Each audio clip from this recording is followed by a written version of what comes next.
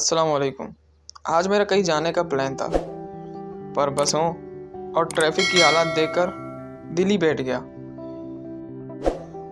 कि मैं आज भी इन धक्के खाते बसों में सफ़र करूंगा, जहाँ जिन बसों के लिए घंटों घंटों वेट करना पड़ता है। धूल, मट्टी और ऊपर से ये गर्मी, इनमें सफ़र करना कोई आसान बात नहीं होता। सैल्यूट है उन लोगों को जो इन बसों में रोज़ाना ट्रैवल करते हैं। पता नहीं इन बसों का मसला कब ख़त्म होगा कराची से। कराची में ट्रांसपोर्ट का निज़ाम कब सही होगा? शायद बाबा बंगाली से रब्ता करना होगा। लेकिन कुछ पल वेट करने के बाद हमें ये लाल बस मिली। ये भी वहीं जा रहा था जहां हमें जाना है। जब इसके हम अंदर दाखिल हुए तो बस एसी वाला था और सीटें भी खाली थी, मतलब जगह थी हमारे बैठने की। तो हमने फ़ौरन पीछे वाली सीट का रुख किया, जहाँ पे हमें आराम से सीट ही मिल गई। बस का एसी भी ऑन था और अंदर गर्मी का पता ही नहीं चल रहा था हमें। मैं दिल ही दिल बहुत खुश हो गया कि आज का सफ़र बहुत सुकून दे होगा मेरा। फिर उसके बाद कंडक्टर आया। जब उससे हमने टिकट के पूछा तो 50 रुपये का एक टिकट था। तो चूँकि हम दो लोग थे तो मैंने 2 टिकट ले लिए।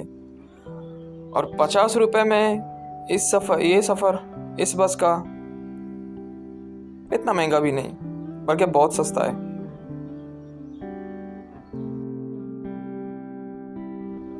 पाँच मिनट स्टॉप करने के बाद बस अपनी मंजिल की तरफ रवाना हो गया और मैं बस का मज़ा ही ले रहा था। इस गर्मी में एसी वाला बस मिलना और उसके साथ साथ सीट मिलना इंतहाई खुशी की बात थी। और बस भी माशाल्लाह इंतहाई स्मूथली चल रहा था। खड्डे जंप वगैरह का पता ही नहीं चल रहा था अंदर बैठे।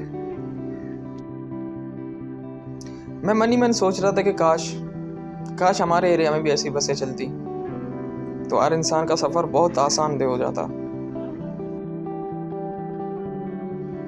और ये बस हर स्टॉप में सिर्फ 2 मिनट के लिए स्टॉप होता था। फिर अंदर आहिस्ते आहिस्ते रश का बढ़ना शुरू हो गया। और बात करें सीट्स के प्लास्टिक के थे, लेकिन अच्छे मटेरियल के थे। इस बस में शोर ना होने की वजह से बंदा आराम से सो भी सकता था। अब हमारा स्टॉप आ गया था तो हम उतरने की तैयारी करने लगे। बस में रश होने की वजह से हम भी आहिस्ते आहिस्ते आगे बढ़ना शुरू हो गए।